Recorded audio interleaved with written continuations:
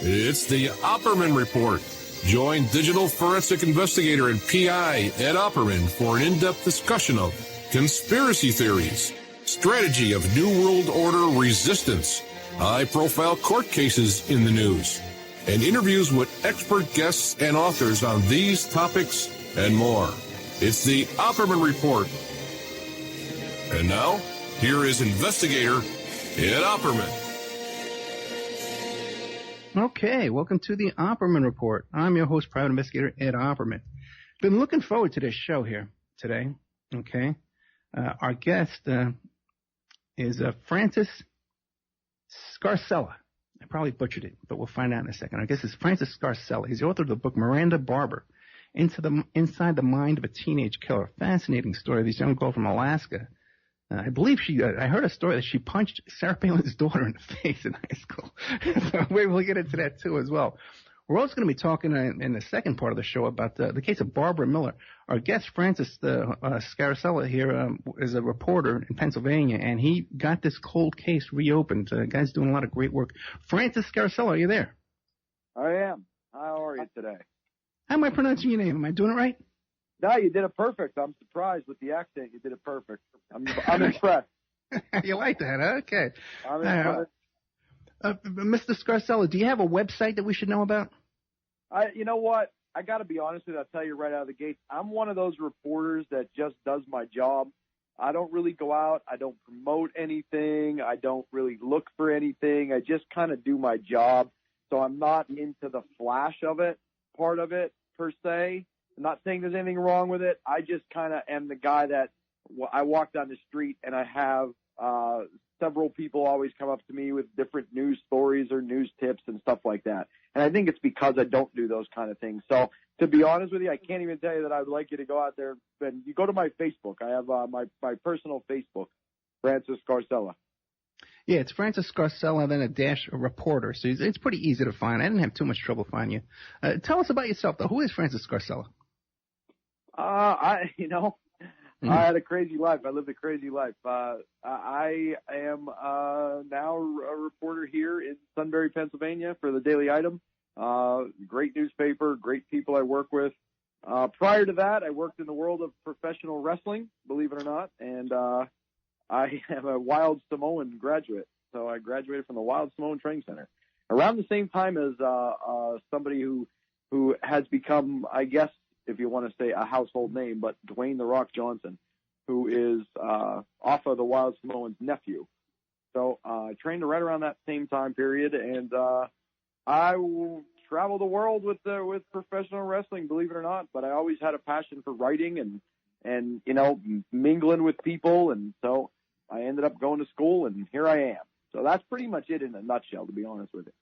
Okay, talk about a curveball. Okay, you know what I mean? Now you were there. You go. I know. That's like I said. I didn't really get to talk to you prior to. You had no idea what you were getting into with me. Well, that's the coolest thing, man. So you were actually a wrestler. I was actually a manager. So what I did is my job was to go out and be a mouth and yell and scream and get people to be into the show. So not an announcer, but a manager. So yes, I got beat up. There's clips of that all over the place, and one of my best friends in the world to this day is Head Shrinker Samu, who's actually in Japan right now listening. He is one of the Head Shrinkers, WWE Tag Team Champion, legend. Rikishi, the great Yokozuna. Yokozuna was one of my very close friends. Matt Anawai, Rosie from WWE. I mean, the list can go on and on, going down. Bam Bam Bigelow. I mean, I'm an old man, so. I tell you, I love it. I love it, man. And, people have because when I was a kid growing up watching wrestling, but now you look at Jesse Ventura, became governor. We just had another wrestler who was just elected, I believe, governor as well. The McMahons went on. They got a position. Yep. Yeah. Yep.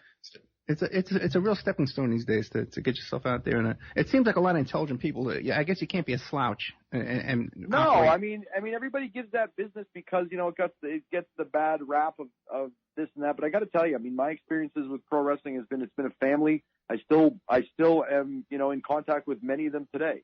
One of my good friends, Bob Hansen, comedian up in New York, great guy. Another. I mean, there's just the list can go on and on and on of people that I've met that I've kept as part of my family to this day for 20 plus years. So, I mean, it's, you know, you go up and show up at a wrestling event and it's like a reunion. So I'm proud of that. I'm happy, you know, that I'm blessed that I got to have those people remain in my life. Yeah, I gotcha. And that's a very cool aspect to your life there. I'll tell you something. Let me tell you this while you're talking about that. It's kind of funny because I traveled with Jimmy Superfly Snuka. So I've heard the stories, and I mean, obviously everybody, if you don't know the story of Jimmy Superfly Snuka, who he was arrested 35 years after the fact for allegedly killing his ex-girlfriend. Neither here nor there, whether it did or didn't, I don't know the answer to that. But so I know him because I traveled with him, and then I had to cover his case as it progressed. And unfortunately, he passed away before anything were to happen. But that's the kind of world that you live in, you know. So you had those. Nobody got to speak to Jimmy Superfly Snuka, but I did. I traveled with the guy, you know. So. Yeah, I did a show about that. I did a show about Snuka and his ex-girlfriend there. But didn't he actually confess to that in a book? He wrote about it in a book that kind of implicated himself.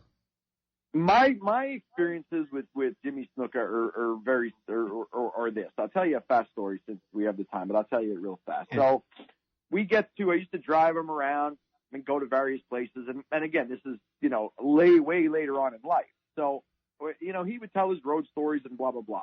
But he never really got into that story, and I never really asked at the time. I just, you know, it is what it is. But so I stopped driving with him. He was living out in Las Vegas or somewhere out west, and we ended up being on the same show again up in Boston, Massachusetts. So we're up there, and he comes over to me. He says, "Hey," he says, "you know, brother, why didn't you not pick me up for the town?" And I said, "Well, Jimmy, you live across the country. I would have had to leave a little early." He goes, "No, brother." He says, "Yeah." He says, "You leave 2 days early. We drive in." So he started to get a little, you know, losing his mind here a little bit here and there. And then he turns around, and I said, "Well, Jimmy, how'd you get here now if I didn't pick you up?" He says, "They flew me in a chopper."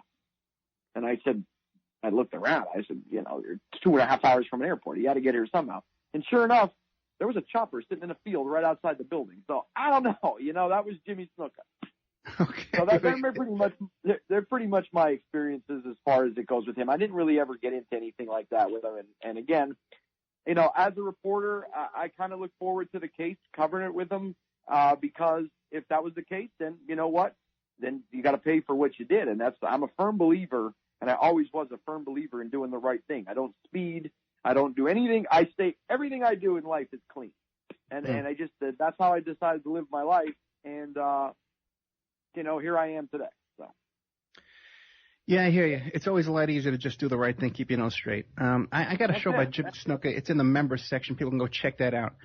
Now, you're here today because of his book, Miranda Barbour, Inside the Mind of a Teenage Killer. Can you tell, who was Miranda Barbour?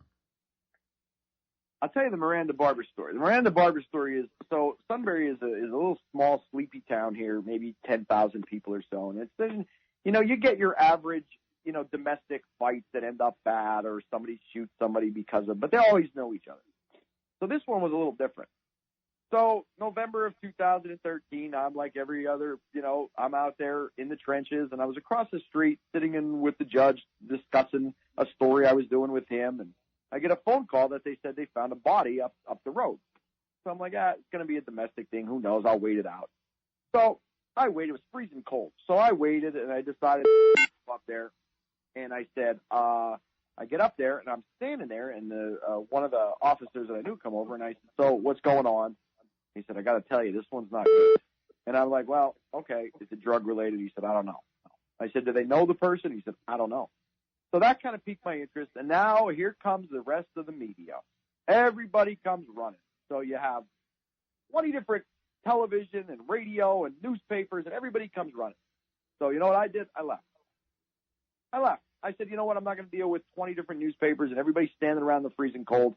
I know my sources. Something's there. They're going to let me know. So I left. I went to lunch. I come back about 2 hours later, still no answers, still no anything. And I started to get my people that were, you know, on the ground. And I started to hear that this is kind of a crazy situation, that this guy was brutally murdered, and they had no idea who it was. So then I decided, well, we're going to use the media, and I'm going to continuously do stories until something happens. And I wrote, I think, 60-some stories in the meantime, every day. And then all of a sudden, I get a phone call. They found this person who they arrested, Miranda. So I show up at the arraignment in Pennsylvania. They bring me in, and she comes leading in, and she looked like this 15-year-old little girl. Nobody knew who they were, the whole 9 yards. Nobody knew anything. But I'll back you up in the process. In the process of me writing the stories, I get a phone call at my desk, and it's from Elytte Barbour, who is her husband. And he says, I want to talk about my wife because she was now arrested, and I want to talk because she is not a killer. I said, okay, well, when do you want to come in? He said, well, I don't drive. They took our car. So I went down and picked them up. Me and Elliot drove back from his house about 8 miles away, right back to the newspaper. And I looked him dead square in the face, and I said, buddy, I don't know you from Adam, and you don't know me from Adam, but I'm telling you right now, you make one false move in this car. You have no idea my background, and I don't know yours, but I will slam this car head on into a pole, and we'll both go down. But there is not a chance on God's green earth that you are going to do something out of the ordinary. And he was as polite as could be, came back, told his story that his wife was out for delightful conversation, and she would meet up with men. Basically, she was a hooker. But never had sex, just went out to meet guys and get paid for it. Like a call, in those services, So anyway, make a long story short, I continuously wrote the stories, and one day I get a letter, and it's from Miranda Barbour, who says, I want you to come in and interview me. And I said, okay. So we set it up. I had a little bit of a hassle getting into the jail. They didn't want her to talk, the whole 9 yards. At this point, she's still claiming self-defense, that this man, Troy LaFerrara, was grabbing at her, and that's it. She defended herself. That was their story so far. Well, go ahead. Let me ask you a couple of questions. First of all, Elliot, the husband. Now, you mentioned that when you had him in the car, you start telling him, hey, man, I'll take you down. I'll crash the car if you give me a problem. Was he a big, intimidating kind of guy that would bring that up? No. He could have been 5 foot nothing and 85 pounds. He was nothing. But I don't know what this guy has. I just know that there was bad things from my sources. I just know that they're not good people. There's things that are going on that but he wasn't arrested yet. But I wasn't going to pass up the opportunity to talk to him. So I did inform, Sunbury Police, that I was going in the whole 9 yards, what was going on. Right. You know what I mean? So they kind of knew where I was going. And I'm friends with all of those guys on a personal level, on a professional level, on everything. The guy in charge right now, Brad Hare, great guy. I hope he's listening. They're all good guys that are there. So I bring him back. I do the interview with him. We run it the next day. A couple of days later, I get it from Miranda to come in and see her. So, well, again, before we get too far ahead, describe what the actual crime was that Miranda was being charged with. At that point, they had charged her with meeting a man on Craigslist for sex. She shows up, picks him up. They drive to Sunbury across this bridge here, and she stabs him 80 sometimes. And why they said she did it is she said because this wasn't originally in the initial report. Okay. So for me to tell you that, I'd have to go a little forward. Okay. So basically, I go in, I do the interview with her, and she admits that she did it. She killed him because her and her husband wanted to kill someone together. They wanted to meet someone and they wanted to kill someone together for no reason, just to do it. Period, just to do it. And in the process of that conversation, she tells me she killed 22 other people. But I guess that's neither here nor there. Yeah, but what was the lead up to that, though? You go in there and you just start chatting away. Doesn't she want to get out of prison? Why would she suddenly just confess to you? She said in the interview, which is on. I have it. I got the audio of the actual interview. She said that she wanted to go to jail because she had a demon that lived inside of her, and she did not want her daughter to be raised by bad people. So it was better for her to go to jail for the rest of her life. So in the process, they met a man. They failed 2 other times. They tried this 2 other times, but it just didn't work out, and it failed. So unfortunately, this guy's the one that got in the car. And this is where he would hide in the back seat under a blanket, and she would be in the front seat with the guy. That's correct. So what happened is she picks them up, they start driving across, they use a signal. Did you see the stars tonight?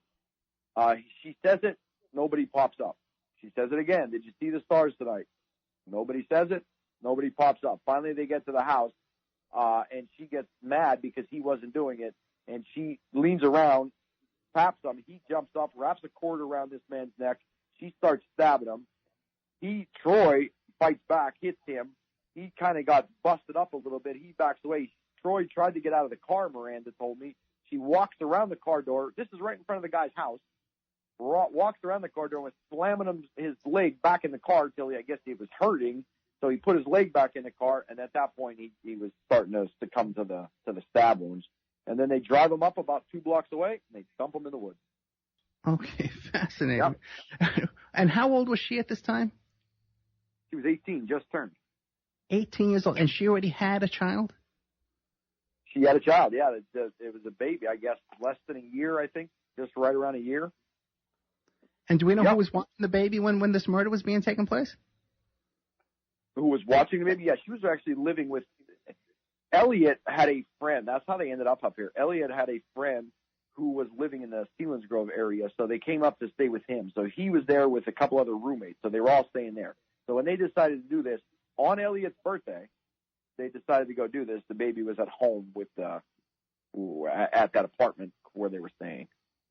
Now, what about the roommate? Do you think the roommate was aware of what these guys had planned? The roommate claims that they did not have any idea till after the fact, till everything started going down and they came in because, you know, they kind of start tracing cell phones and stuff like that. So the roommate said they had no idea. None of those people were charged. I kind of do believe that they didn't know till after the fact. And then they were they were just scared to death. They were kids, you know, you're talking 18, 19-year-old kids at the time.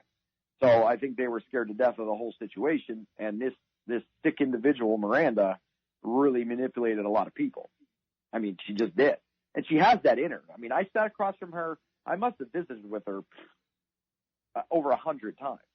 And I just, because I was fascinated, I was like, I wanted to hear every single thing because when I went into that prison the first time and she told me that she admitted to killing him and blah, blah, blah. So I get the confession. So I already know walking out of here, I now am going to be in a predicament because I have her confession. Right. But then for her to turn around and for her to say, and by the way, I also killed more people. And I said, well, how many more people did you kill? And she said, less than 100. I said, nobody on God's green earth is going to believe that you killed 100 people. I said, so I need a number. And she said, I stopped counting at 22. And she went in to the most detailed stories that you could possibly imagine. And it's not that I believed it, but I was fascinated by it because it's like, this girl must have thought of this forever to think of these situations. So I came back out and I called Sunbury Police right away. They came, took the video and the audio of everything and blah, blah, blah. And I waited because it was on Valentine's Day is when I did the interview, believe it or not. Valentine's Day, 2014. I waited 2 days and we ran it as a Sunday story. And by 5 o'clock in the morning, my phone started ringing from every which direction in the world. And I must have appeared on 150 radio channels that day. I was on Fox, CNN, MSNBC, everywhere possible. I was on the Dr. Phil show, which was a whole story in itself. Don't believe everything you see from these so-called professionals. Yeah. I was on, I mean, Hannity, just anybody you could possibly imagine I was on. And they were all fascinated by this thing. And I had said to each and every one of them, the reason why, because people say, oh, you know, nowadays with fake news, that's now, but with, you know, we're putting stories out of people say, here was my deal. My deal was, let's just say, okay, nobody believed at 18 years old this girl killed 22 people. But what if she killed one more? I would think that there's a family out there that would want to know that. So I chose at that time, and I thought about it long and hard, and I said, you know what? If that's the case and there is even one person that's missing, that family doesn't know where she's at or where he's at, then my job is to say maybe this could be the situation that could give peace to those families. And that's why I decided to continuously pound the pavement with this story to prove that each and every single thing she said was a complete and utter lie. That's why. So you haven't been able to confirm any of these allegations that she made, that she's killed more than this one murder? None was confirmed, and I spoke to every state officials from all over the country, and nothing was confirmed. And then she later came back and she admitted to lying. She admitted to lying. I just got done shooting a BBC documentary on this, Miranda Barbour, Serial Killer or Liar. That you can actually go check out on BBC, and you can watch it, and you'll see. She conducted another interview with another reporter later on, and she admitted that she lied, and because people made her an animal, and all kind of crazy garbage nonsense that she put out. Okay, well, let's cover a couple of things here. Now, first of all, in the crime that she's doing time for right now, did she go to trial, or did she confess? She cut a deal? What happened there? Yeah, she cut a deal. She was scheduled to go to trial. They tried everything under the sun. Make no mistake about it. Let me tell you, make no mistake about it. The girl had a horrific life. Yeah. She was molested. She was molested by family members. She had a horrific life. There's no doubt about it. But it doesn't justify, murder. I mean, there's people that have horrific lives all over the place, but it doesn't justify those things. So she did have a horrific life. They tried a couple different avenues, didn't work out. So she eventually pled guilty to second-degree murder, which still gave her life in prison. In my opinion, she was better off rolling the dice. But they were going after the death penalty, so they took the death penalty to take. But she claimed she wanted to die a million times over and then decided not to go for the death penalty. So I don't know. Once they made the deal, that got pulled, and she's just in jail for the rest of her life. I mean, and it's going to be a long, long time. No possibility of parole? Go ahead. No possibility of parole? 0. Okay. Now, are you still in touch with her now? No, absolutely not. I decided after the fact that she was lying because again, hey, you want to tell me your story, and you want me to use my keyboard or my pen to voice your concerns, because that's what we're supposed to do. Give people who don't have that. If you read every police story, 99% of the time, all you see is the police side. You never see the other side. I always vowed I was going to get both sides of the story, no matter what it is. And then that's for people to decide, but I get both sides. I gave her both sides, and she lied. So I chose to say, you're done to me now. You lied. There's no families out there that were hurt because of you. I did what I had to do, and I took it as far as I can go. Now, you mentioned that she had a horrific childhood. Have you been able to confirm that, or do you think that might be a lie, too? No, that's confirmed. I did speak to judges from Alaska. She was molested at like age 3 and 4 years old, like violently. Like that's all confirmed. That's real. I mean, that did happen. And I think that's part of the cause that led her to be who she is. Yeah. So that's all confirmed. And what about the story about her punching Sarah Palin's daughter? Have you confirmed that? I don't know. She never told that to me. I've heard that. I've read that of different places. She has never once said that to me. And again, when I'm telling you I spoke to her and met with her more than 100 times over the course of those 2 years in jail, I was there twice a week. She never once brought that up to me. So I don't know if that's true or it's not true. I know it made good print for people to put on. And again, that next day, I read stories all over the place. I had a couple stories, a couple front page stories in the New York Post that were legitimate stories. So, I started reading different stories from people that they're putting out, and she did this and she did that. And so I don't know if it's true or it's not true. I didn't really pay attention to the hoopla. I only knew what I knew, and I only wrote what she told me. So the Sarah Palin thing, I don't know. But it does sound good. She punched Sarah Palin's daughter in the face. Sounds great on print, I guess. I don't know. Hey, one more thing, real quick. Back to the book. The book is called Miranda Barbour, Inside the Mind of a Teenage Killer. But is this book available? Because it says that the date on it is 2035. Yep. And I'll tell you why. Here's my situation with the book. You can get copies. There are copies that can be made. Okay. And this is where you're going to say this man is he's just I'm not like anybody that you've ever talked to or met. I'm going to promise you that. Okay. I had various problems going through it because of the fact I didn't like the creativeness that wasn't real. And I don't do that. I don't glorify. I don't put something in that I don't know to be true, and I will not ever do that. And that was where I had my disagreement with the company itself. And with that being said, It will be, and there are some that are there, but there's way. The second part of it is because I also became friends with the victim's family, and Troy's mother is an elderly woman. She's a great woman, and I was not going to put on paper things about her son that were not true, number one, and number two, to hurt a woman who just went through a horrific situation. So I decided at this point right now I'm going to hold out, and the reason being is because I can. I have all the documents. I have everything that's legitimate. It's authorized. As a matter of fact, I have the actual authorization letter from Miranda to write it. So what her part is true. The parts of the creative minds, like the Wizard of Oz behind the scenes, is where I didn't get along with. So in the meantime, I decided I am not going to, by any means, profit off of a man's death, especially for it not to be true. I refuse to do it. I won't do it. And until that is cleared up, then it would be a different story, if that makes any sense to you. It's an integrity thing. It's an integrity thing, and I'm a man of my word, and I'm a man of honor, and I just won't do it. Okay, but you're saying now the book is not available on Amazon, but it is available somehow. You can get a copy of this book. How would that be? Yep, because we did print some. There was some were done.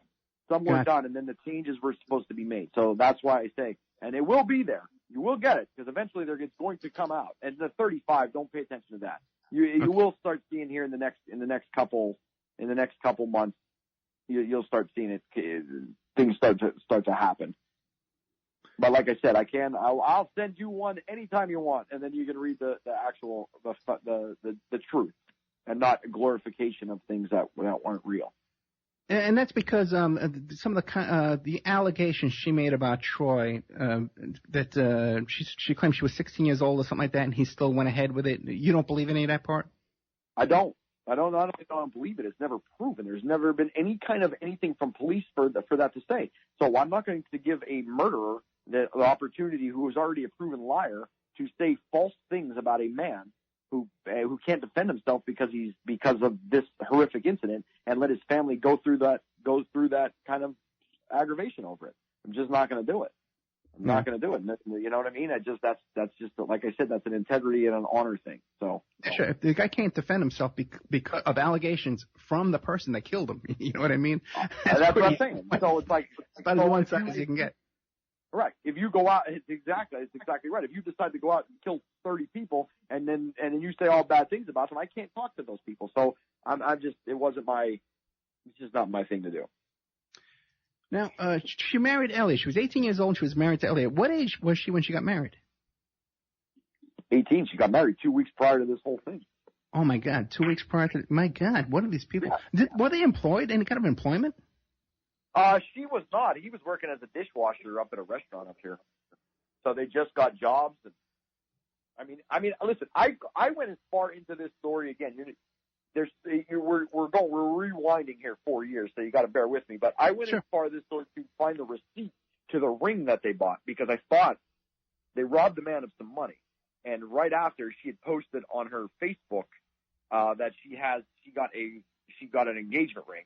So I went as far back to get the receipt to see if that money was used from the robbery. And in Pennsylvania, it's a mitigating circumstance, which means that's what gave her the death penalty. There was motive behind it. She didn't just kill the man. She stole from him, too. And so I went as far as to get all the receipts from it. I don't know if any of that money was used. I don't think it was. I don't think he had that kind of money on him. I think she only got a couple $100, and they decided to go to a burger joint, have food, and then down to a strip club. So I think that's where the money went. Yeah, that's right. Didn't something odd happen, too, at the strip club later on that night? Again, falsehoods. I don't know anything about anything being odd. The only thing odd about that whole day is that they got pulled over on the way down because she had a tail light out, and that was right after they cleaned the car. And the police never even looked inside the car. Never do. So she got a ticket. She got a speeding ticket the same day. Wait a second. Or some kind of traffic violation. Yeah, after the murder, they got pulled over. And this is a horrifically bloody murder in the front seat of this car. It was that night, so nobody would have known. You know. Wow. In the defense of police, they wouldn't have known. It was just a random stop. Their tail light was out or something. And she got randomly stopped, gave them the license, and they moved on. And at that point, they didn't find the body till the next day. So. Yeah. But it is amazing, because you get pulled over by the cops. They can see that little roach in your ashtray from 20 feet away, but they can't. But I know, but you can't see the 17-gallon of blood that was inside the car. I get it. I know. They overlooked that part. Now, what about this where she claims that she was in a satanic cult? What do you make of that? I believe that she was. I got to tell you, I believe that she was. But I went through the biggest and the most aggravating thing in the world with the satanic cult. Because what I said, she said she was in a satanic cult, exactly what you said. But what the Church of Satan said was that she was not a member of the Church of Satan. I've never said that. I never printed that. And the Church of Satan came out and issued a huge release a couple days later and had my name on there saying that I was printing that and it never was said.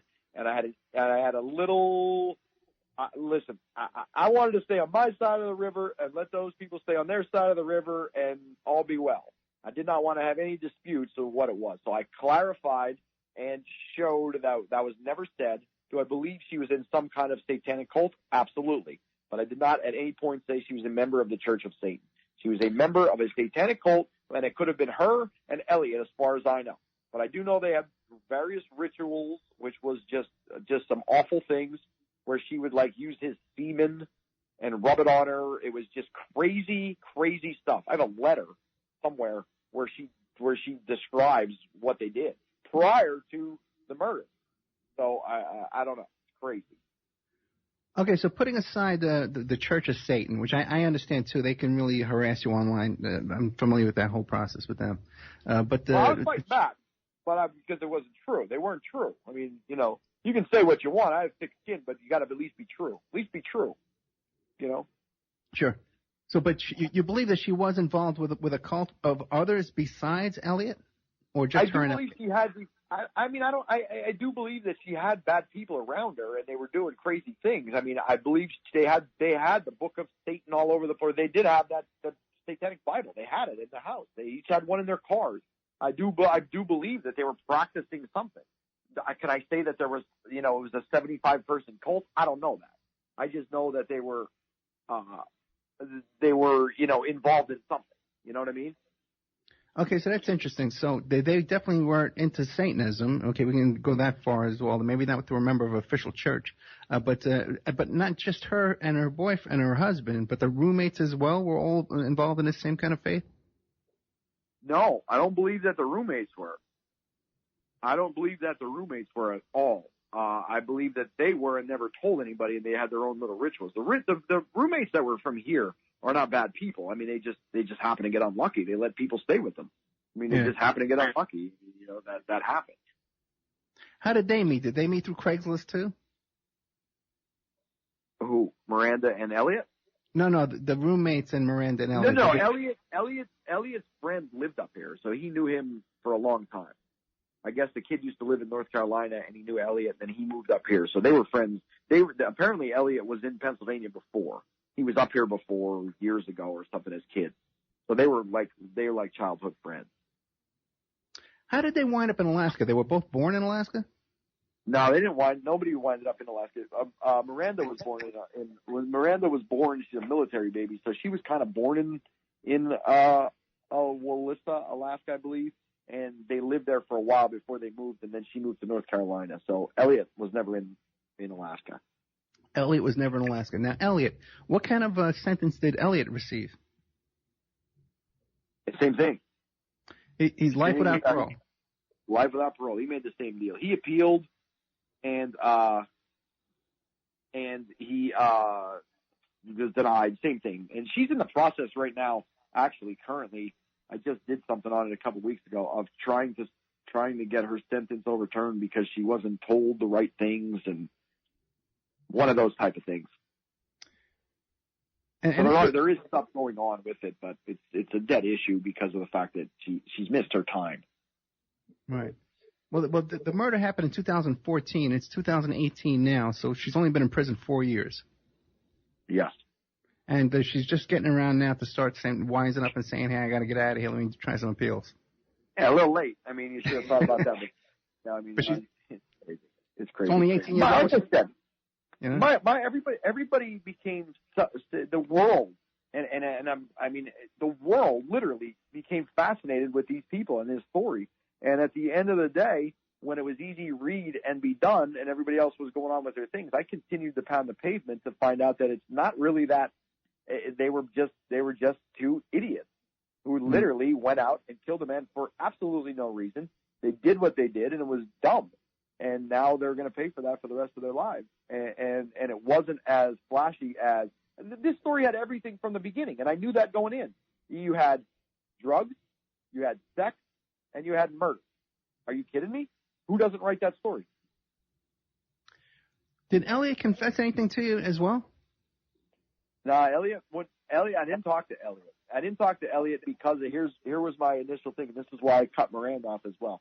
When I did the interview with Elytte and I drove him up, I told you I let the guy in charge now, Brad Hare. He knew there was a bunch of police that knew that I was picking this guy up and coming back, and he gave me his story about what a good wife she was and what a good mother, and how she was, just trying to make a living, and this man molested her and did all these kind of things.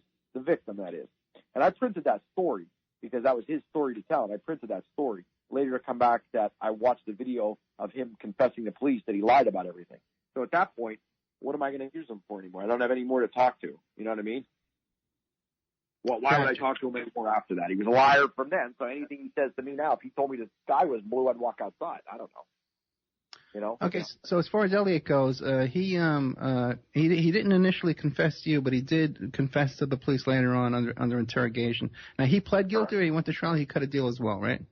Cut a deal as well, same thing. They both did it at the same exact time, sat right next to each other. Oh, boy.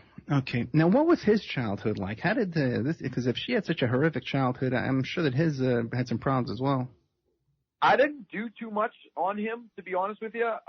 He kind of I think he confessed because Miranda got the spotlight on this whole thing. So I didn't really do too much on him.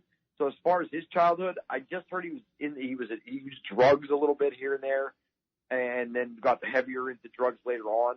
But I didn't really do too much on his background because he wasn't as fascinating as Miranda was. Miranda seemed to be she was the all-star of their team. So she was the one that got the focus. And what kind of drugs were they using? Heroin, crack. That's from what I understand. I don't think Miranda did many drugs. She never really talked about using a lot of drugs. So yeah. She did say some. She did some, but she didn't really say she was on. She didn't really do too many drugs. And the sad part about it, at one time she had her life together prior to this. Like she got a job, she was doing this, she was doing that, from what I understand, and then just went downhill.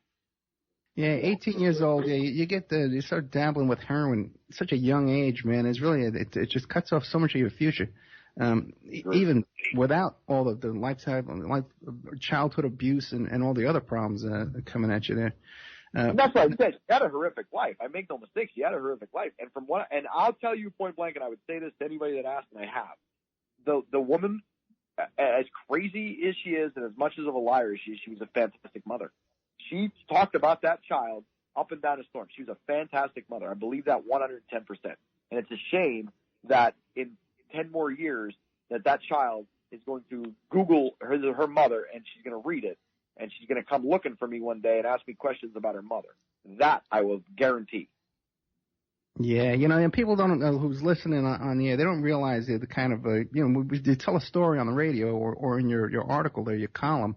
But, you live this kind of stuff 24 hours a day. There's stuff going on all the time, and people do contact all the time. you. It's nonstop. Yeah. It's nonstop. My phone doesn't stop ringing, just on a regular thing. My phone doesn't stop ringing. It's a constant. Yeah. It is a constant grind.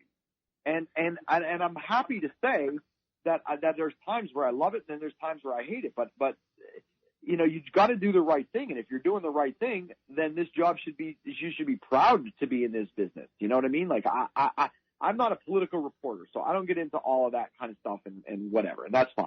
But we have the ability to do so many good things for people, and that's basically what I try to do.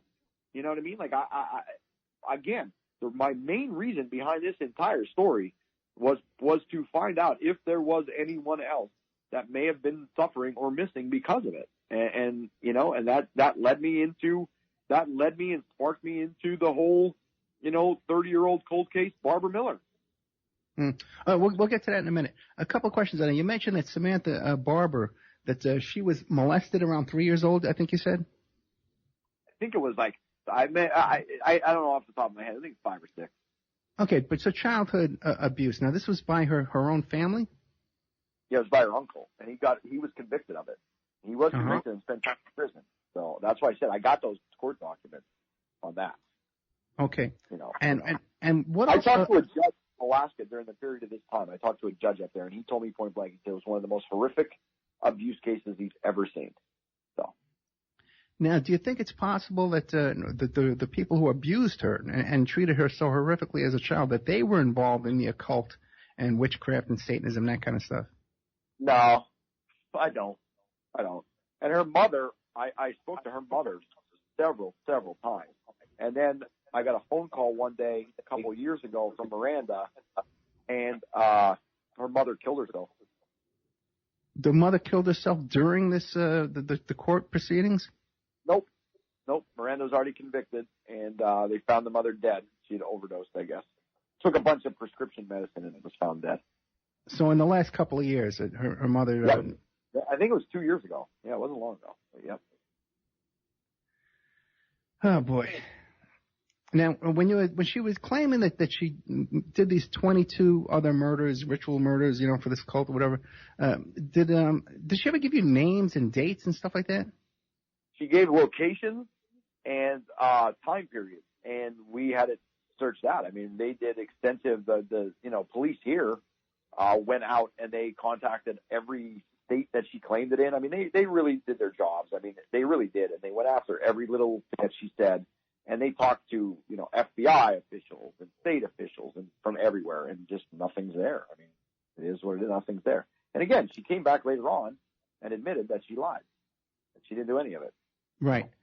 But then again, she could be lying when she denies it. Oh yeah, who knows what they said? You're right. Like I said, if she says the sky's blue, I would question it. You don't know. Yeah, there comes a point you're talking to a witness, and if they lied to you before, maybe they're lying now too. You That's right. never know. That's right. Somewhere the truth is in there.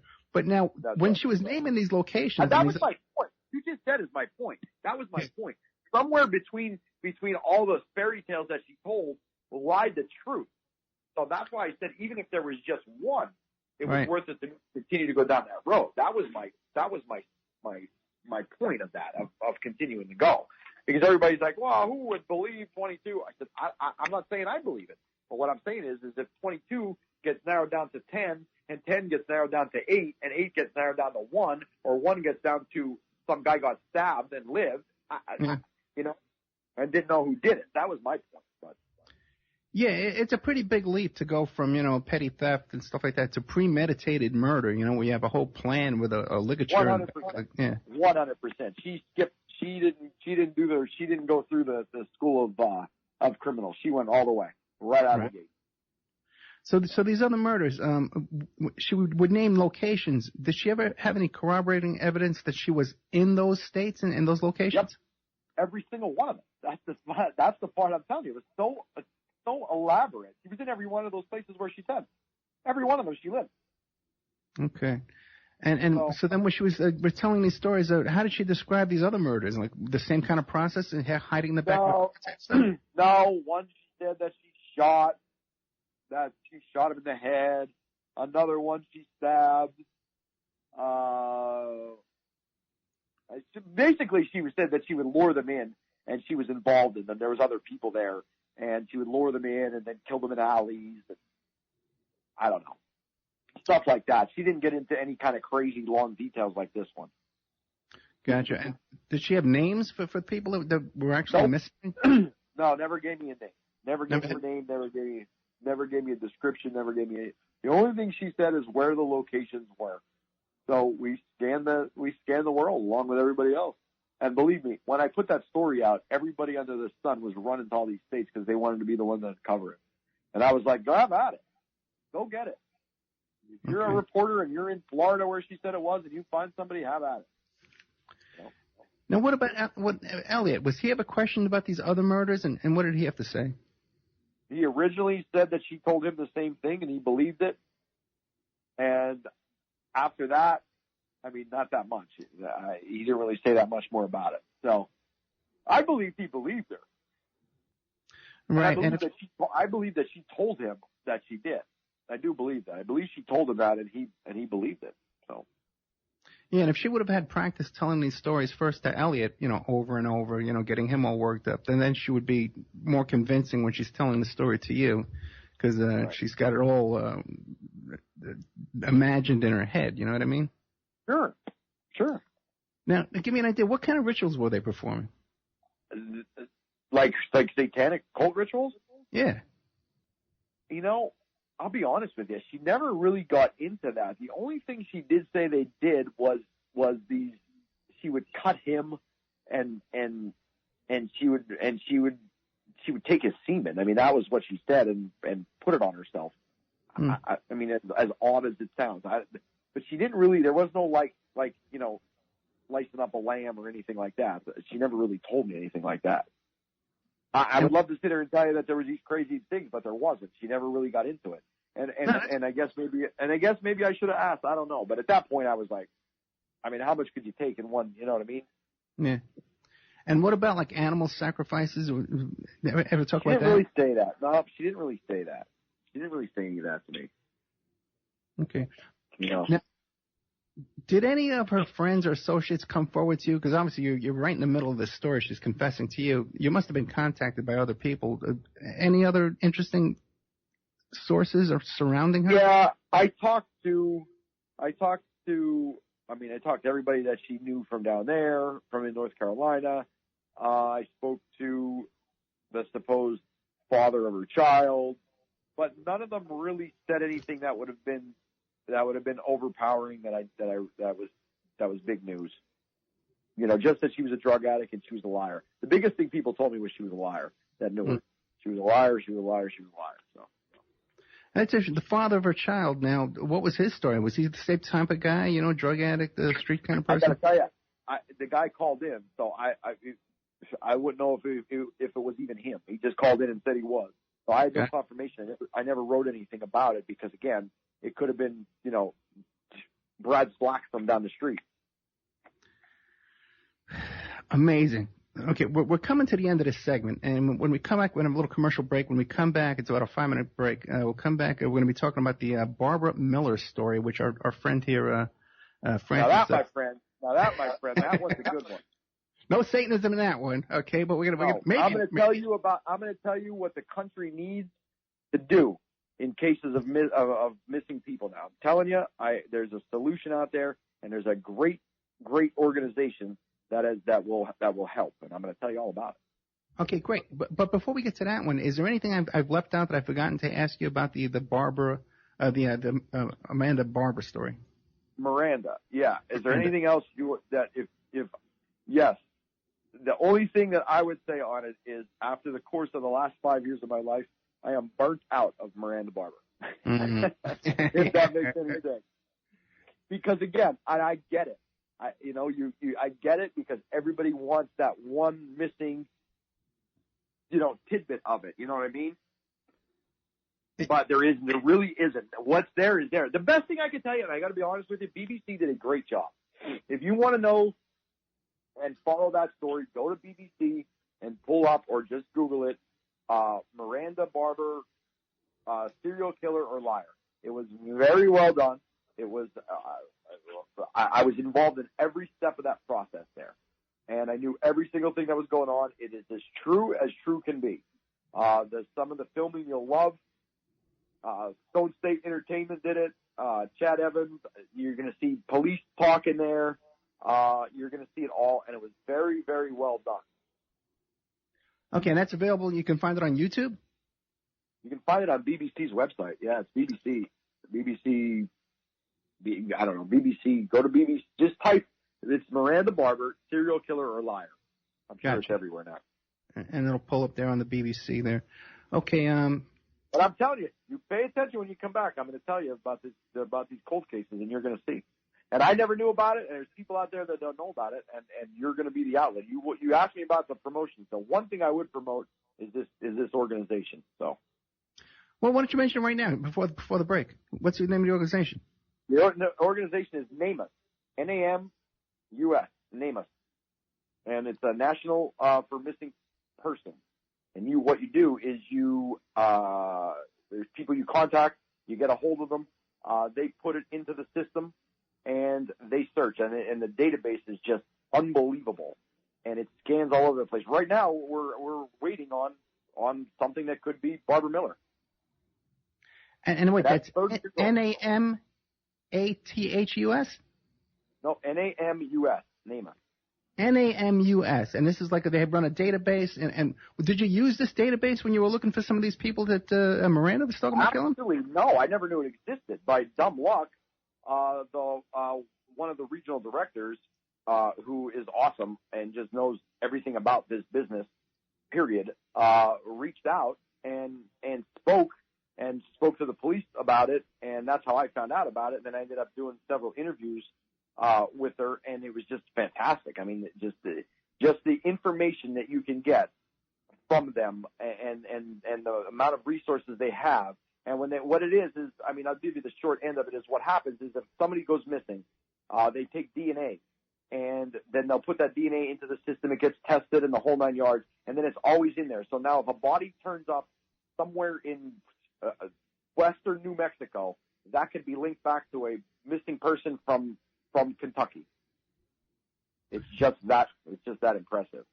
And this is a privately run organization. The FBI doesn't have No, it's government funded. No, it's government funded. Government funded. It's just that they don't get any. There's just no recognition out there for it, and I'm hoping there's a bunch of states now that are making it law that coroners and police and anybody in law enforcement mandatory enter into the NAMUS system so that they automatically have it. It's God sent, and the people that run it are just amazing people. So. Okay, excellent. We're here today with Francis Scarcella. The book he wrote is Miranda Barbour, Inside the Mind of a Teenage Killer. Now, you got involved. First of all, your history with the Miranda Barbour story. You know, you got the confession out of her. That was a feather in your cap there. Then, now afterwards, though, this Barbara Miller story came up. But that wasn't afterwards. It wasn't really afterwards. I heard about this case when I first was down here about 10 years ago, and I could only do so much. I tried, and I could only do so much. Nobody was willing to open up this case. It was so frustrating. And I went through police chief after investigator after everybody under the sun to try to get this case open. And a couple years ago, the guy in charge now, Brad Hare, I had spoke to him, and he said, they were having staffing problems, but he promised he was going to open up the case. Turns out a couple years later, the case gets reopened by another police chief who would come in, Chief Tim Miller. So they open up the case. I begged and begged. I went to his office every single day. I said, here's the deal. I will be at your office every single day until you look at this case and open it. If not, every single day you will have to tell me no. And eventually you will get sick of it. I will not. I will continuously knock. And you can decline comments. You can say whatever you want, but I will not stop. And that went on for about 30 days. Finally, he said, okay, it's a good thing. So over the course of those couple months, next thing you know, let me give you the history of it. So Barbara Miller was a woman, 30-year-old woman, lived here in Sunbury. One night she goes to a wedding, never came back, gone, vanished out of thin air, just gone. And nothing was done about this case by anybody. Now, if you read some of the papers, you would hear that, yes, they did. They tried. They did this. They did that. They did the other thing. They also did an extensive search one time before in 2002 and yada, yada. And I get it. And I get all of that stuff. But what they didn't ever come out and report was this case is linked to another case, in my belief, of a man by the name of Scott Schaefer. And you can research him. You want to talk about a fascinating guy. I'll get you him to come on your show. Here's a guy that spent 17 years in prison and faced the death penalty for a crime he did not commit, of murder. He was they was convicted of a murder he didn't do. What's his name? And it was linked. His name is Scott Schaefer. You just got to Google Scott Schaefer with my name, and you will read all about it. And his case is fascinating. And it's a shame that a man who spent 17 years of his life in prison for a murder he didn't commit. But in the meantime, while he was in jail, when he gets arrested for this, he gets a phone call. His fiance gets a phone call from one Barbara Miller. And one Barbara Miller says, I know that he didn't do this murder, and I'm going to go to the authorities. Yeah, well, guess what? Less than 2 weeks later, she winds up missing and gone forever. This guy wait a minute. Barbara Miller calls the police and says, I have information that Scott Schaefer is innocent, and then 2 weeks later, she turns up missing. She didn't call the police. She called Scott Schaefer's fiance and told him that your soon-to-be husband is in, and I'm going to the authorities. Less than a week later, she goes missing for the rest of her life. Gone. Never to be found again. And I sat with this man, and let me tell you about this man. This man here is a degree black belt. He's a guy that you walk down the street, you just wouldn't mess with. He's afraid of nothing, and he's the nicest, kindest individual you'll ever meet in your life. I just got to know him. He's just a great person. And to spend 17 years of your life in jail for something you didn't do and miss your child growing up, miss funerals of your parents, it's crazy. It's crazy. So that was one of the deciding factors to me to really get heavily involved in this case. Now, if you fast forward, through the course of the reinvestigation into this case, they decide that they believe that this lady is buried inside the walls of a house. Again, story goes worldwide that they're digging out a house because they believe she's entombed trying to get a wall open. And good luck trying to go through 20 inches of cement.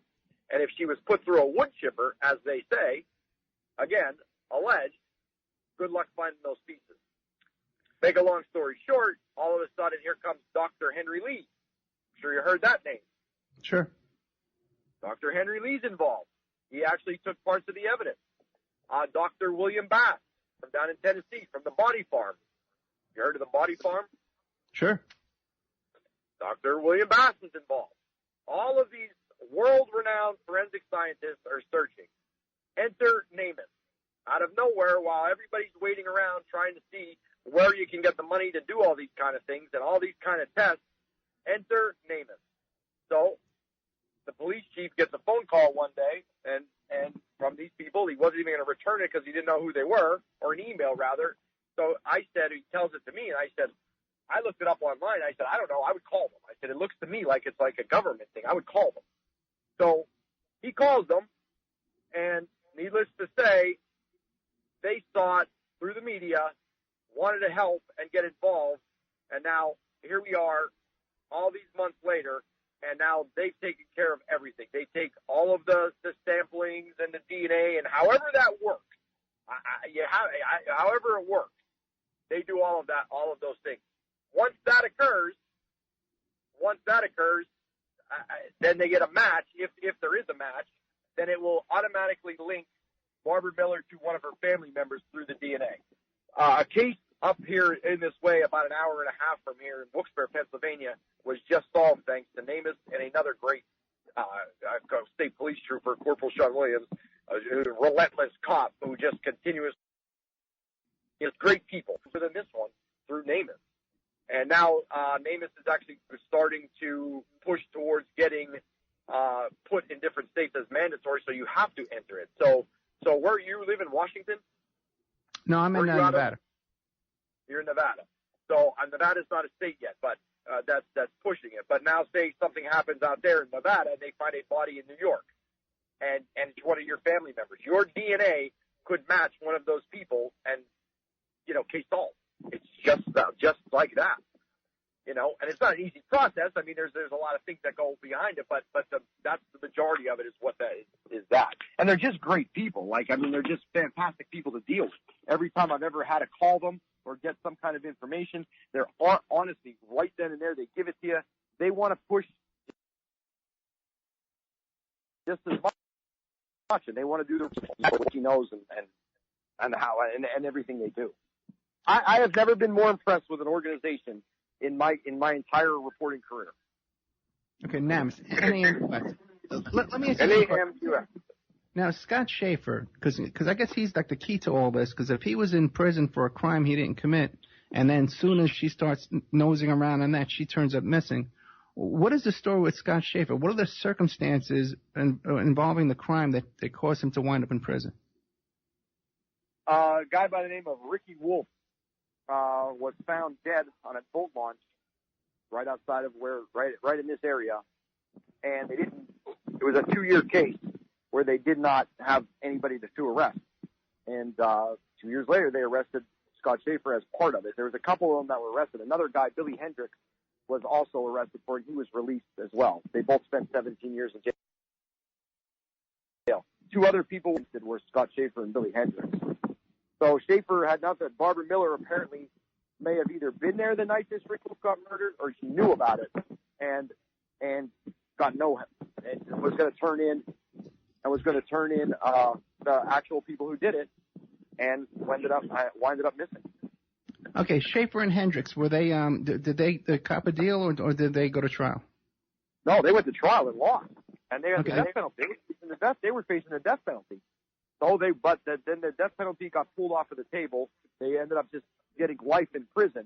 And then Scott Schaefer was ruthless and relentless in his efforts from inside that jail to show facts that he was not the man that did it. New evidence emerged that showed receipts where they weren't there. They were somewhere else that night.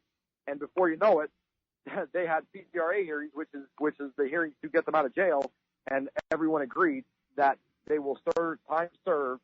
And he had to plead guilty to third-degree murder, I think it was, but he got out of jail that day. So he did not want to plead to it, obviously. But what would you do? Would you have went back to trial and faced it all over again, or would you have walked out of jail that day at 17 after spending 17 years? I would have ran. I would have ran out of jail. That's right. That's exactly right. So he ran out of jail. He took it and ran. And from that point, he continued to fight and say, I'm still. He pled no contest, is what he did. So he didn't plead guilty, pled no contest, which is saying, I'm not saying I did it, I'm not saying I didn't do it, which was a great move on his part because he continues his fight to this day, and he's going to get justice for spending time in jail that he didn't have to. That should have never happened. Now, what was the prosecution's theory of the case that convicted Schaefer and Hendricks? That was that trial was in 1990, so I was a kid. So basically, from the stuff that I got and my talks with Scott and interviews with Scott, is basically they put him at the scene. He was never there. I mean, that's the long and the short of it. He was also a biker, and he'll admit it that he was selling drugs back then, and he'll admit all that stuff, and he has no problem owning up to all that stuff and saying, yeah, I did all those things, but I'm not a murderer. So he was with a rough crowd, and that crowd just happened to be the ones that, the reason why he's convicted. Gotcha. So basically, that case, once this guy gets his name cleared, nobody knows who did that one either. So. Now, what was the prosecution theory of the motive? Okay, they're bikers and stuff like that, but what was the motive? Owed money for drugs. Drug debt for money. Okay. All right. There was no saint by any means, but she didn't deserve it. She was no saint by any means. But I met with the family a bunch of years ago, and I sat with that family, and I vowed to that family that I would do everything in my power before I was ever retired, that I would find some sort of answer and bring that woman home. And I vow to that to this day, and I will continue to do that to this day, and I will not stop doing that until it happens. So I'll probably be reporting until I'm 99, but I'm not going to stop. What was Barbara Miller's age when she died? 30. 30 years old. When she went missing, she was 30. I mean, they pronounced her dead. Legally, they pronounced her dead, but she could be 2 blocks down the street for all I know. I don't know. And okay, so it was 1989 that she called up, right, okay, so Hendricks had a fiancé because he was just barely in prison. He was only in prison for a short time. He had just barely been... No, Schaefer had the fiancé, yeah. Schaefer and Hendricks, right, okay, Schaefer. Yeah, Schaefer had the fiancé. And they weren't... So he had a fiancé before he went into prison. Yeah, yep. And Barbara Miller called her while he got arrested.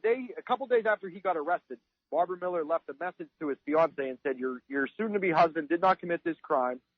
They have a tape. They left a tape and the tape went missing. There was a tape record. You know the old-time tapes, the recorder tapes? Sure. Well, they had a tape of her voice saying, hey, this is Barbara Miller. Your soon-to-be husband did not commit this crime, and I'm going to go to the police if they don't drop the charges. So she hears the message. She gets a hold of Schaefer in jail and says, hey, this woman came out of nowhere. He said, I don't know her, but go find her. Well, guess what? She's still looking, and Scott Schaefer's fiance ended up dying of cancer years later. Okay. A couple questions now. They say they have an answering machine type recording tape. Now, did you actually hear this tape, or they just tell you? No, it's missing. It's in every report. I mean, they've reported it for 30 years, but magically the tape's missing. Has anybody actually heard the tape besides them? Here's the answer to that. I don't have that answer, but it's in all the police reports. So obviously somebody either heard it or knew about it. You know what I mean? Okay. That just wasn't made up back in 1989 while she was alive, and then all of a sudden dead. You know what I mean? Like the timeline wouldn't match. If you'd have said 20 years later, hey, there was a tape, by the way, but this happened while she was still alive. So they were searching for. They were hoping that she was going to come forward before she was alive. The ex-fiance made the police report on it. I want to ask you a little bit more about the fiance now.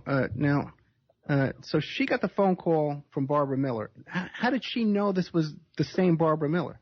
Did she know Barbara Miller? The fiance knew who Barbara Miller was from being in that circle. Scott did not. But yes, it was the same Barbara Miller from that circle. Okay, so now when Barbara Miller called the fiance, now the fiance is the only one with this information, or do we know of other people Barbara Miller told about this too? Again, that's all in police reports, and from my understanding, from dealing with the police chief at the time, it was in a lot of different various police reports. So all I can tell you is that many more people knew.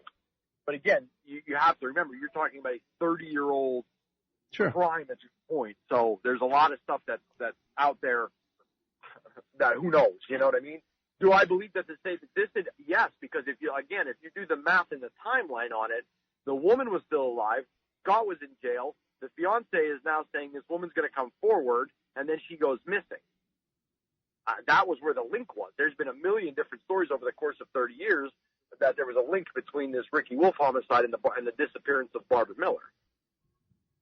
Okay, and do we know about the fiance telling anybody else about this? Any friends or people who actually made a police report? Yes, she called police. There was an actual police report, which is why I'm telling you where the timeline was, because the police report that was done about her making this phone call, she was still alive. Right. But just try and follow what I'm trying to say to you, because if she only told the police, and the only people who knew that she was the alibi for this murder was the fiance and the police, then the only people who could have killed her, Barbara Miller, would be the fiance or the police. Is there anybody else, the fiance? Who else would have known that Barbara Miller was a witness to this murder? Well, that's where it's going to get a little tricky, and I got to watch my P's and Q's, because there is a suspect who's been a suspect for 30 years. And I'm going to say read any story you want, and you can get all that information on that. The suspect has sued the media, including myself, for defamation and for, repeatedly using his name in articles. However, on the back end of that, I didn't use his name. The police used his name. Everything that we've printed has come from police reports. So there is a suspect. There has been a suspect for 30 years. All we did is report it. And again, there's court proceedings going on literally as we speak because of this. So that's where I'm going to just have to say I have to watch my P's and Q's on all that. Again, that's a police suspect. It doesn't matter to me who the suspect is. I just want the lady to come home. And I've explained that to the suspect. So there it is what it is. And again, I'm only one. When I originally did this story and I put it out, because the part that you don't know until you read the story is that Barbara Miller, where they believe her body was buried, was inside a judge's house. Not only a judge, the president judge. You know what? I don't think I caught that. And I read a few articles. I perused them, to kind of, because I figured, tell me what this is. The house, it's public record. The house was owned by a judge by the name of Samuel Rank, R-A-N-K. C.K. And he owned the house. And living in the house was the suspect's sister at the time. Thus, the suspect's sister also was arrested for various drug offenses. However, with those various drug offenses, she went in front of the man who she rented from, and most of the charges were dropped. Okay, that's fascinating. Now, Yep. Now, so Schaefer and Hendricks get busted for this crime, but there's another suspect. He's the one who sued you. So we Not want a to suspect in the Ricky Wolf homicide. He wasn't arrested for the Ricky Wolf homicide. I don't know where if there is a connection to that. That was totally separate case. Yeah, but there were circumstances between Barbara Miller and the suspect, who was her ex-boyfriend at the time, and she made several reports claiming abuse and this, that, and the other thing. No, but there is a suspect. We'll just call him suspect, okay? There is a suspect who was a suspect in the disappearance of Barbara Miller. What caused him to be a suspect in that disappearance, according to police? There was reports leading up to her disappearance for a year that he was going to kill her. She was afraid for her life. There was harassment. There was just report after report after report after report. And then she came to the police because she got death threats in the mail that said, if you don't quit talking and you don't be nice to this man, you're going to end up dead. And I did off stories on all of that. So there was a big lead up to that. Okay.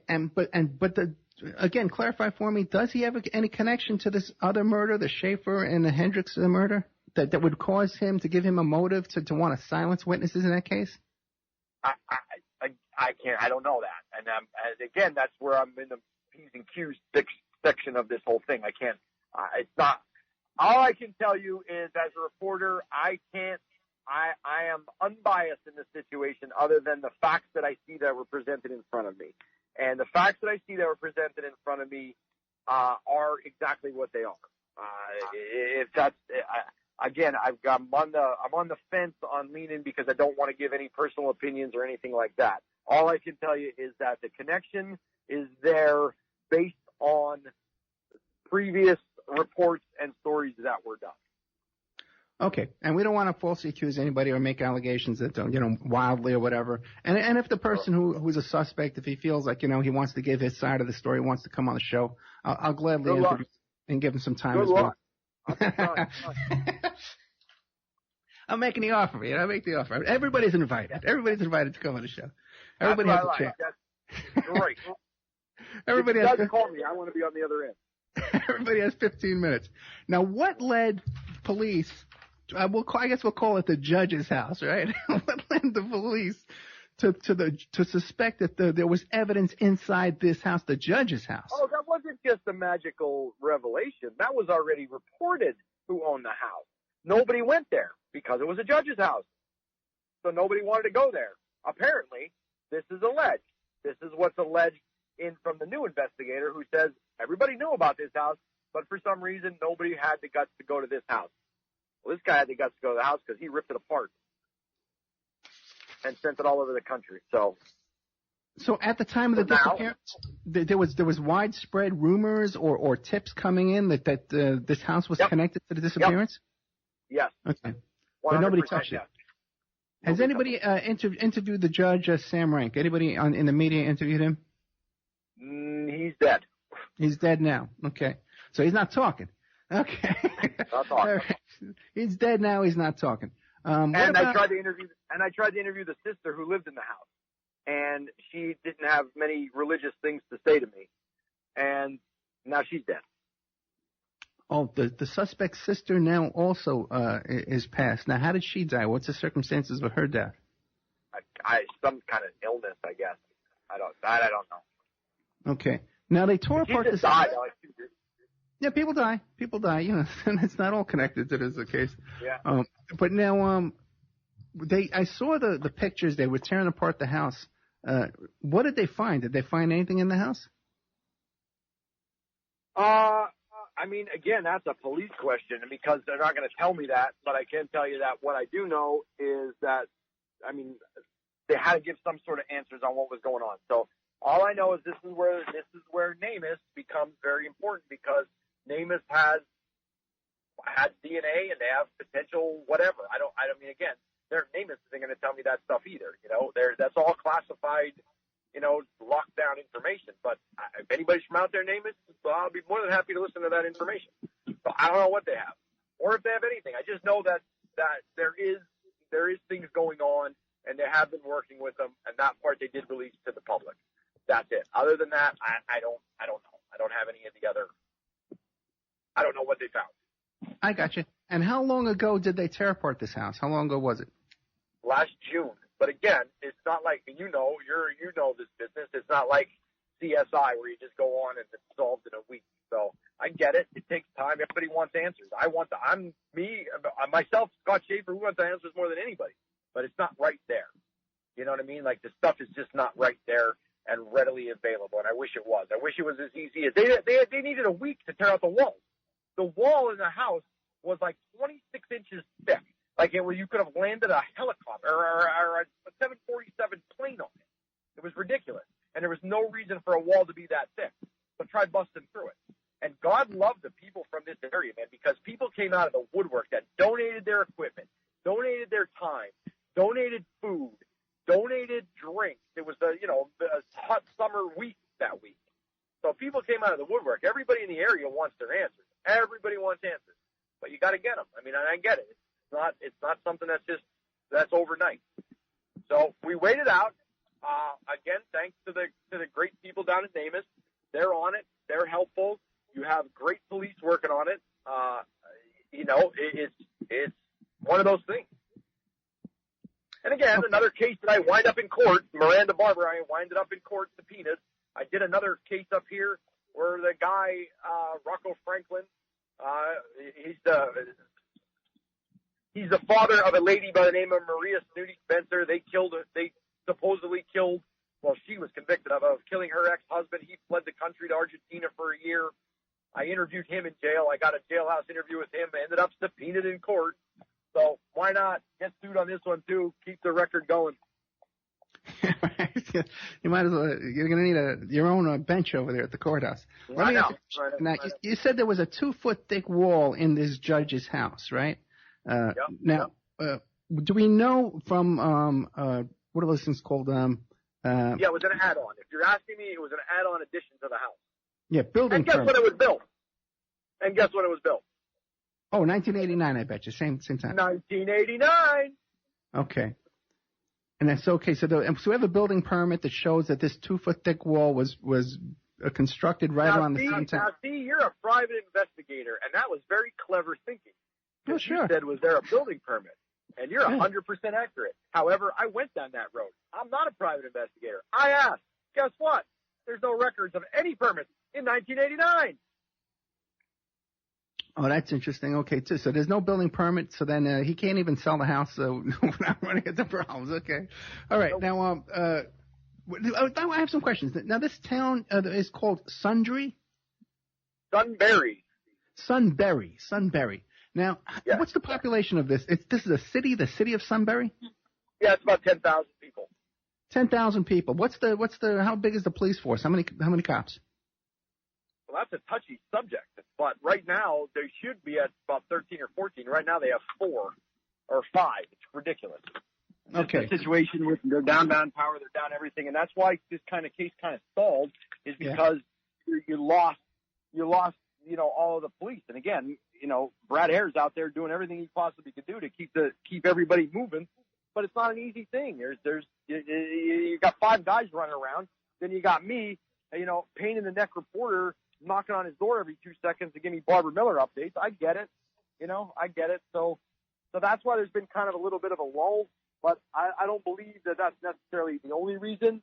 Again, I think our good friends down at NamUs are working hard, and we'll see. Yeah, if you got a small town, 10,000 people, a police force, let's give them the benefit and say there's 20 cops. You know what I mean? Like even a police force of 50 cops, 100 cops is a very small police force to be investigating a murder. That involves tearing down 2-foot thick walls. Absolutely. Absolutely. Yeah. Now, what about, are the state police involved in helping out?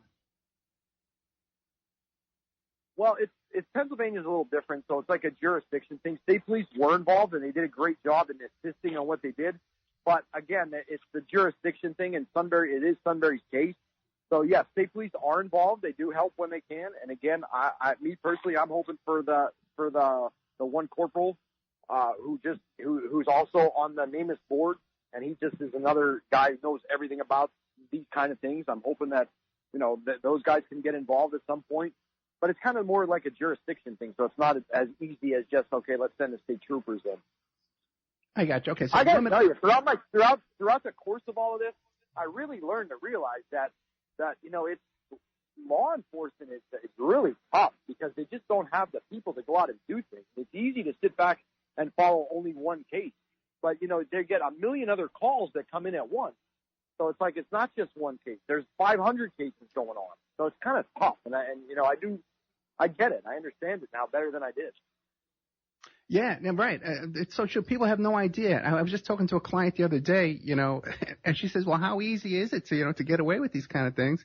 And I says, "Well, look at that TV show, The Next 48 Hours. They work on a case for a couple of days, and if they don't get a confession, they're on to the next case because people are getting killed." You're on to the next case. Yeah, it's crazy. It is crazy. In Chicago, there were 60 shootings in Chicago. Yeah, that's madness. I wouldn't even cover out there. I like to cook, so I'd be cooking before I'd be a reporter in Chicago.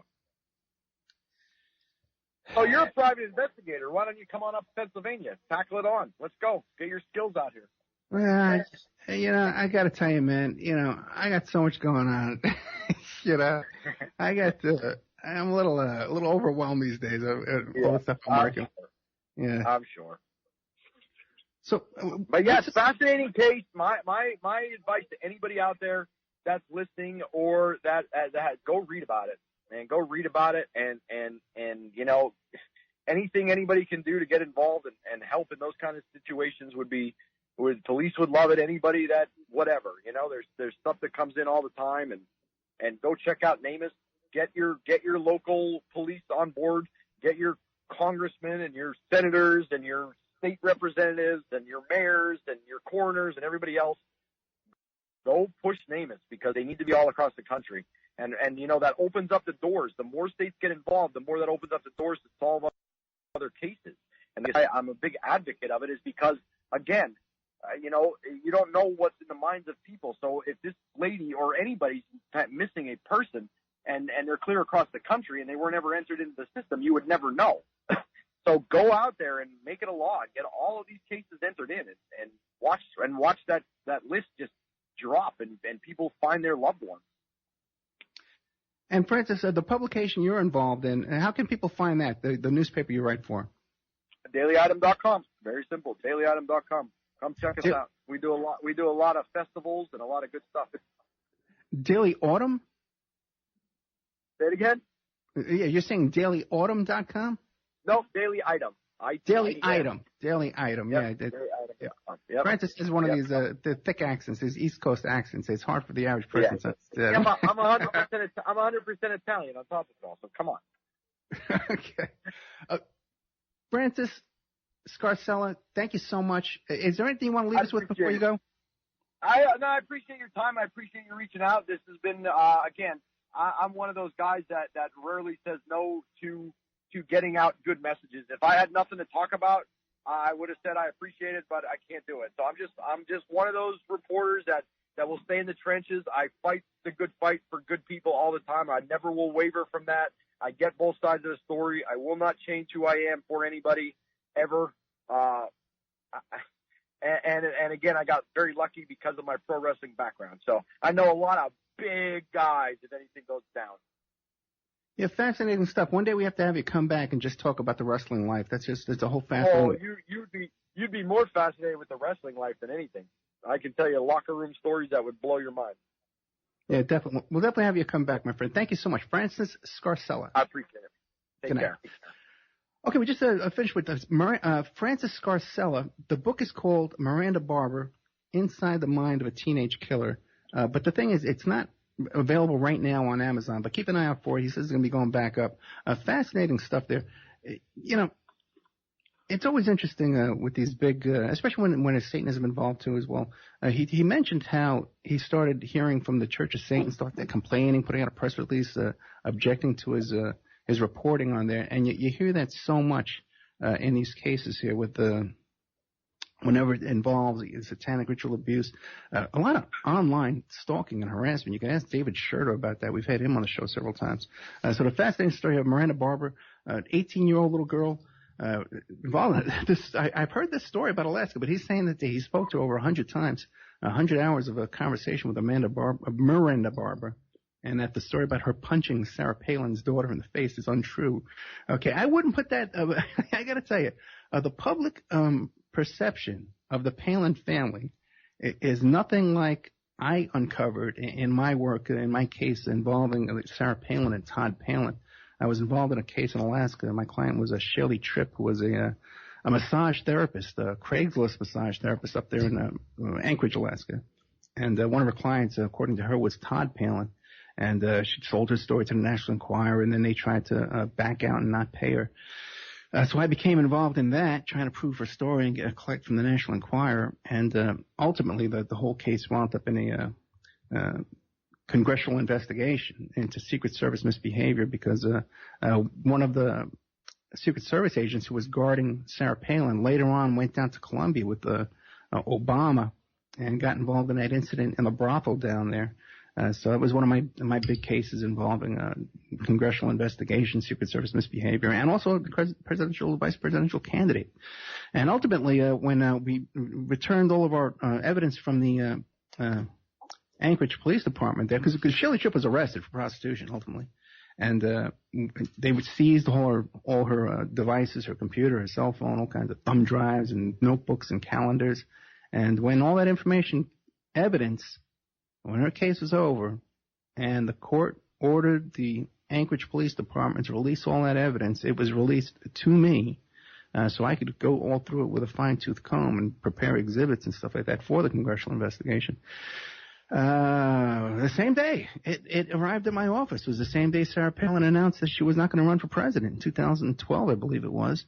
And that one of the reasons why, she says, well, there's all these people out there accusing me of things and accusing my husband of affairs. So anyways, I have a lot of involvement with Alaska. Got a lot of, I guess you might call them disgruntled fans, people unhappy with me, people that are huge fans of Sarah Palin.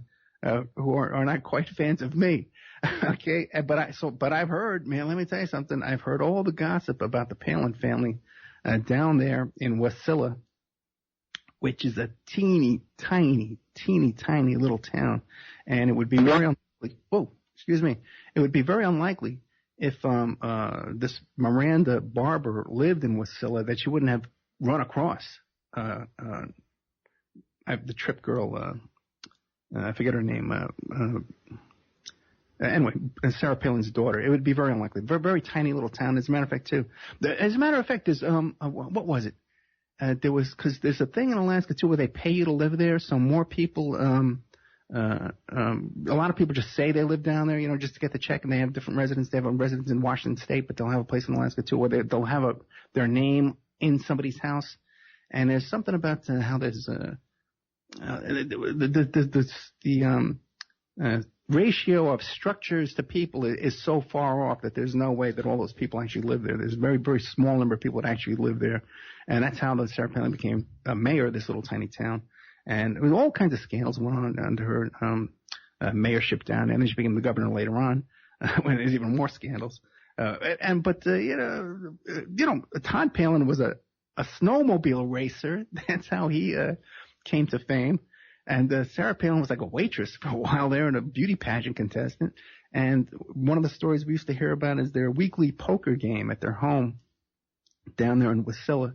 It would be these wild, drunken poker games that they would have that would spill out into the street with fistfights of the Palin Valley. And it was also, it's more recently too, it was widely reported. A lot of stuff I heard wasn't reported at all. But widely reported was that the Palins, the whole family, had an issue with another family living in their neighborhood, and the other family was having a barbecue, and the Palins showed up in force and got into a big fist fight with the whole other family. This is all stuff. And, and even when Sarah Palin was running for vice president, her son or her daughter's boyfriend, something like that, was arrested for burglary. They got another relative arrested for burglary, living in a meth house. Fascinating when you really get down to the whole story of the Palins.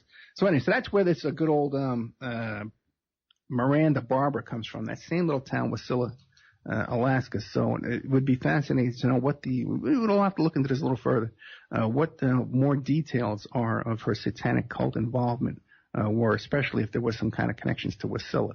I would definitely be interested in that, because I've heard some things about that too as well. By the way, too, part of the issues with, I can tell you some inside behind the scenes stuff.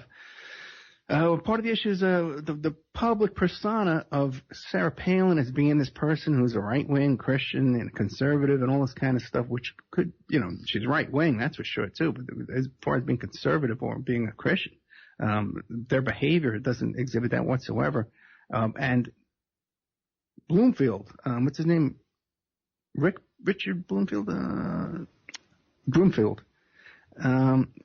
Nick Broomfield, the guy who did the documentary about Sarah Palin and had this storyline all prepared that she was this right-wing conservative Christian, he was aware of Shirley Tripp and her stories. In fact, he even added it to his film, and he was very aware of everything that went on, all the truth, but he went ahead and portrayed her as this right-wing conservative Christian for whatever motive he had there, who knows.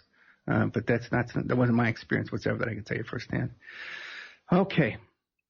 Now, what else is going on with that? Good old Barbara. Interesting, too, we just had good old Patrick from Europe on the show about the whole satanic cover-up program to kill the satanic cover-up. And this sounds like almost like one of those same kind of stories where when the story first comes out, and there's other people involved, there's a cult involved, there's more murders involved. But then ultimately what happens is that things kind of get covered up and it winds up that, she made up the whole thing and she lied. I don't know. We have a confession. And we know later on that she says she lied, she changed it. So we know she's a liar. Either she lied when she made the confession or she lied later on to cover up the confession. So we know she's a liar. We just have to figure out when. That's what you got there, right? What are you going to do? You can't do nothing. Can't do nothing. If you like today's show, check out OppermanReport.com. We have a special members section, and I have a lot of new content we just put up in there. If you want to contact me, you can go to OppermanReport.com, become a member, and get access to our special members section with exclusive content, exclusive videos, exclusive shows, all on there. We just added on there, what was that? We just added an interview, oh my God, a heartbreaking interview I did with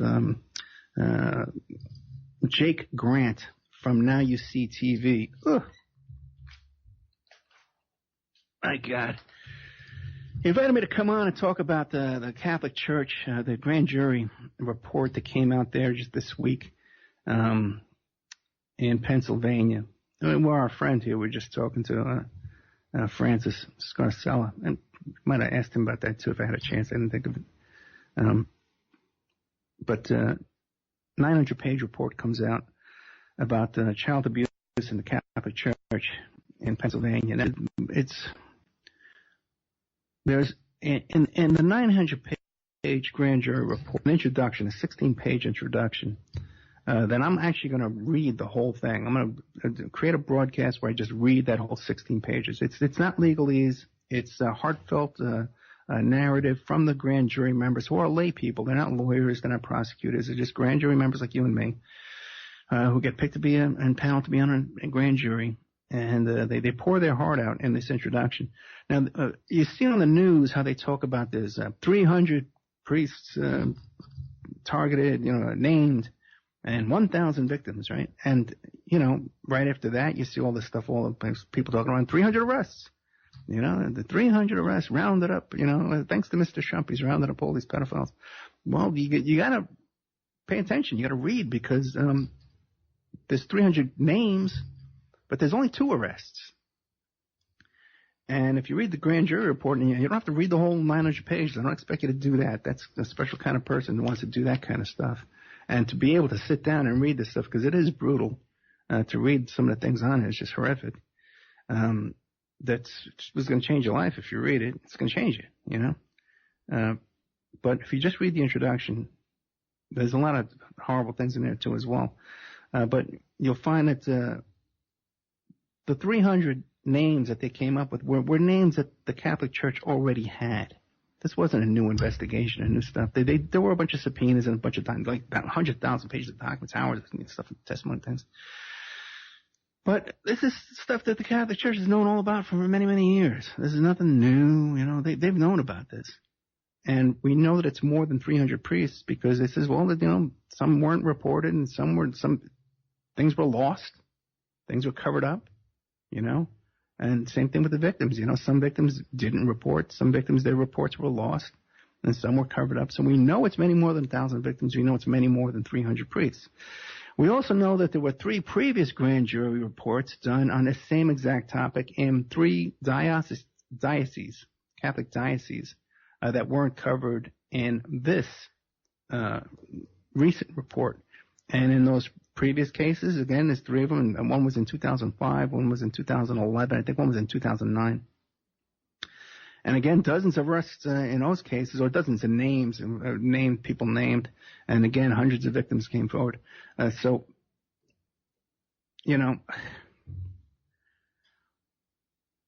when you read, and they were producing child pornography in these churches, they were grooming these kids from middle school, trying to groom them for oral sex by coming up with bizarre, perverted stories about the birth of Jesus, and giving little gold crosses to some of these little altar boys, stuff like that, after they had molested them, so that they were a target for other priests to come forward and molest these kids.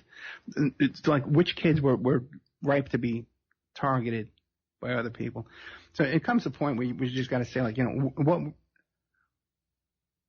what is the purpose of this organization when it seems like, well, if you look at the amount of time and energy they're focusing on their sexual abuse of children, and that seems to be their main focus, it seems to be that what they're up to mostly.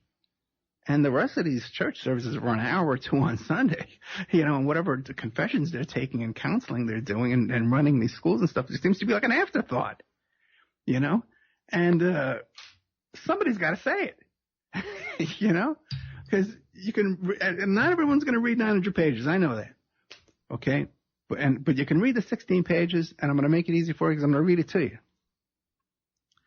But when you got in a tiny little state like Pennsylvania, there's 3 previous grand jury reports on 3 previous dioceses, and now you have this other one which covered like another 7 dioceses.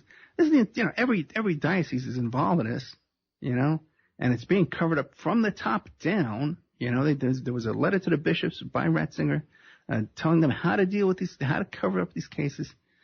So it's being covered up from the top down, and everyone down at the bottom, at the lowest levels, this is all they seem to be doing. You have this much time to focus on this. You're going out buying chains, gold crosses to put on little boys' necks to target them for your friends. You're producing child pornography to share with other people. You're interrupting classes to go in and groom these kids for your activities. You're constantly luring, targeting, and then the actual act of abusing these kids all over and over. There comes up when any organization, okay, whether it's a police force or a large organization, like a police force, a government agency, a business, a club, when you got 300 documented, proven criminals, okay, that aren't being removed, aren't being turned over to police, when you got 300 out of an organization, a couple of thousand, in the whole state, how many people you got working? It's a criminal organization at some point. The organization exists to perpetuate those crimes and cover up for those crimes. And you can't, And also, too, Ed said, well, Ed's anti-Catholic. Ed's blah, blah, blah. Right? Ed's anti this. That's what some lying to. But if you read the grand jury report by these lay people, some of them are Catholic. Some of them got to be Catholic, right? Devout Catholics. So as horrific as that is, that's and I'm in my member section right now, and I'm going to be interviewed tomorrow by Pierce Redmond on American Freedom Radio, along with Heiss. What's his name? Robert Heiss, Bob Heiss, something like that.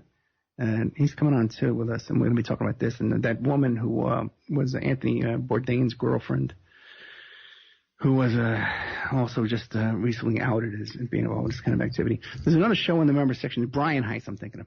There's another show I just added to about Natasha Cornett, who called herself the daughter of Satan.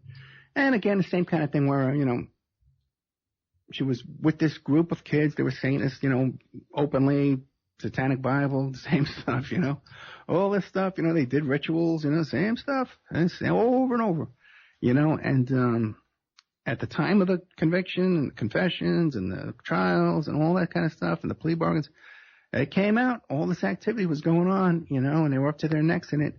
But then years later, well, this didn't happen, that didn't happen. No, they're innocent. It had nothing to do with that, So I had interviewed her mother, Madonna Wallen. I had interviewed her previously. There's a 2-hour interview with her, but then I just did another hour with her, and we added that to the members section. And so you can go up there and check that out at OppermanReport.com. A lot of great new content in there, and always adding, always bringing you new stuff as much as we can. So I can't thank you enough for all your support of the show here at OppermanReport.com. Let's see. I got some big stuff coming up. A lot of people are familiar with the I did that interview with Patrick from Europe about the Program to Kill, and he had done an interview, and he's done a big interview either too, with this gentleman. Let me pull up his name here from the website cavdef.org, CAVDEF.org. His name is George Cleese, and I'll be interviewing him tomorrow. In the morning, early, I'll get up and interview him, and we'll be talking about all these different serial killer cases, all on that same lines. Dave McGowan's work, Patrick's work, who runs the website, Program to Kill a Satanic Cover-Up, LOL, Field and Love, on YouTube. So we're going to be doing 2 hours with him to cover all his information. I also have, that reminded me too, because I was talking to that lawyer who represents one of the mothers in the John Wayne Gacy case. So that reminded me, he was supposed to come on a show a couple of years ago, and backed out. And I contacted him again to nag him, see if you'd get him to come on. He says, no, he still can't come. But he hooked me up with a private investigator who knows a lot about the Gacy case. He knew Gacy and had dinner in Gacy's house. So I have him lined up to come on in September. He's off in Europe right now, so we're waiting for him to come back when I interview him. I got another interview I did with John Brisson. Last time he was on, we talked about the Finders. This time we're talking about McMartin Preschool and all those daycare center cases, Presidio and West Point and stuff like that happened in the 80s. I'll be interviewing him. I already have his interview in the can. It may go up in the member section. I may use it. Oh, I interviewed too Bobby Brown from the Warrant. She married that guy in Warrant. She was the cherry pie girl in that video. She's my cherry pie. Interviewed her on Saturday. I have that in the can too. That'll be coming out shortly too. I'll be bringing it forward to you, either in the member section or on one of the live broadcasts. We'll find out there too.